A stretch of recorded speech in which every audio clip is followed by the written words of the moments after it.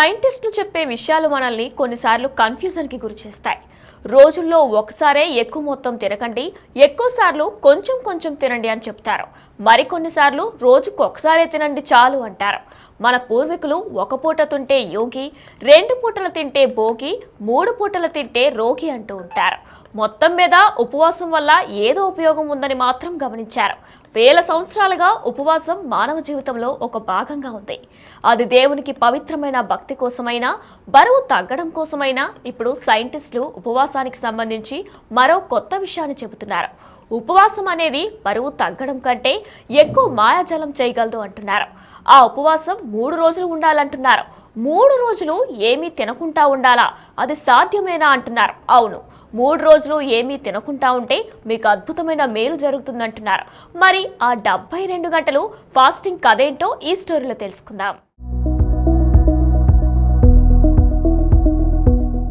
ఉపవాసాల్లో చాలా రకాల ఉపవాసాలున్నాయి. Intermittent fasting, eat stop eat diet, ఇంకా అనేక రకాల ఫాస్టింగ్లు ఇంటర్నెట్లో పరిచయం చేశారు. అల్టిమేట్ హెల్త్ సొల్యూషన్స్ వ్యవస్థాపకుడు క్రెయిగ్ బ్రాకీ కొత్త విషయాన్ని కనిపెట్టాడు. దాదాపు 72 గంటలు వరుసగా ఉపవాసం ఉండటం భూమిపై ఉత్తమ మందుల్లో ఒకటని ఎక్స్లో ప్రకటించాడు. ఉపవాసం ఉండటం అనేది బరువు తగ్గటం కంటే ఎక్కువ మ్యాజిక్ చేయగలదంటున్నాడు. ఈ పద్ధతిని ఆయన డాక్టర్ ఇన్ అని పిలిచాడు. అలాంటి ఉపవాసం శరీరంలోని విషాన్ని తీసేయటానికి, వాపును తగ్గించటానికి, కణితులను తొలగించుకునేలా ప్రేరేపిస్తుందని వివరించాడు. మానవ శరీరం కొన్ని కోట్ల కణాలతో నిర్మితమైన అద్భుత నిర్మాణం. అందరూ ఉపవాసం అంటే దేవుని అనుగ్రహం పొందటం లేదా బరువు తగ్గటం, అది కాకుంటే జీర్ణ వ్యవస్థకు విరామం ఇవ్వటం అనుకుంటారు. కానీ మ్యాజిక్ శరీరంలోని కణస్థాయిలో ఆటోఫాగి ద్వారా జరుగుతుందని క్రెయిగ్ బ్రాకీ ప్రకటించాడు. ఆయన మాటల్లో చెప్పాలంటే దీర్ఘకాలిక ఉపవాస సమయంలో మీ శరీర కణాలు దెబ్బతిన్న ప్రోటీన్లు, పనిచేయని మైటోకాండ్రియా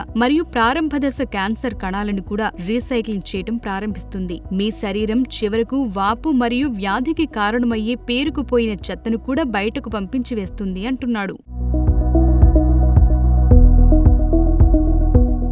72 గంటల ఉపవాసాన్ని ప్రారంభించే ముందు శరీరాన్ని సిద్ధం చేసుకోవాలంటున్నాడు బ్రాకీ. 8 గంటల వ్యవధిలో భోజనం చేసి 16 గంటలు కడుపును ఖాళీగా ఉంచాలన్నాడు. ఇది క్రమంగా 70 గంటల ఉపవాసం ఉండటానికి శరీరాన్ని ప్రిపేర్ చేస్తుంది. 72 గంటల ఉపవాసంలో మొదటి 24 గంటలు ముఖ్యమైనవి. ఈ దశను ఛాలెంజ్ ఫేజ్ అంటున్నాడు. ఈ దశలో మన శరీరం కొవ్వును కాల్చే మోడ్లోకి మారుతుంది. అందువల్ల ఆకలి, చిరాకు, శక్తిలో హెచ్చుతగ్గులు ఏర్పడతాయి. కాబట్టి 72 గంటల ఉపవాసంలో మొదటి రోజు చాలా ఛాలెంజింగ్ గా ఉంటుందన్నాడు బ్రాకీ. ఈ దశ దాటాక రెండవ దశ 24 గంటల నుండి 48 గంటల దశ.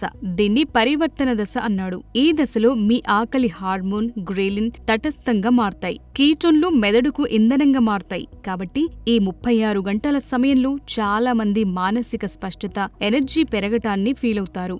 మూడవ దశ స్వస్థత దశ. ఇది 48 నుండి 72 గంటల దశ. ఉపవాసం 3వ రోజున మీ శరీరం స్వస్థత దశలోకి మారుతుంది. ఈ చివరి 24 గంటల వ్యవధిలో శరీరానికి మంచి మేలు జరుగుతుంది. దీర్ఘకాలిక కీళ్లనొప్పులు తగ్గిపోతాయి. కణాలన్నీ రీసైక్లింగ్ జరిగి రోగకారక క్రిములన్నీ బయటకు పంపించి వేయబడతాయని బ్రాకీ పరిశోధనలో రుజువైంది. 72 గంటల ఉపవాసంలో ఎదురయ్యే ఇబ్బందులను ప్రతిరోజు 2 నుండి 3 లీటర్ల స్వచ్ఛమైన నీటిని తాగటం ద్వారా అధిగమించొచ్చు. కావాలనుకుంటే కొంతవరకు అమైనో ఆమ్లాలున్న ద్రవాలను తాగటం వల్ల ఈ 72 గంటల ఉపవాసాన్ని విజయవంతంగా పూర్తి చేయొచ్చు. బ్రాకీ కనిపెట్టిన ఈ 72 గంటల ఉపవాసానికి అమెరికాలోని నేషనల్ ఇన్స్టిట్యూట్ ఆఫ్ హెల్త్ అనే సంస్థ మద్దతిచ్చింది. ఈ విధానం క్యాన్సర్ చికిత్సకు ఉపయోగపడుతుందని రుజువైంది.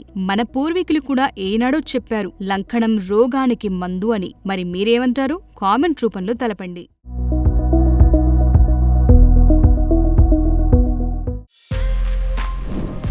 For more videos like this, subscribe Big TV channel.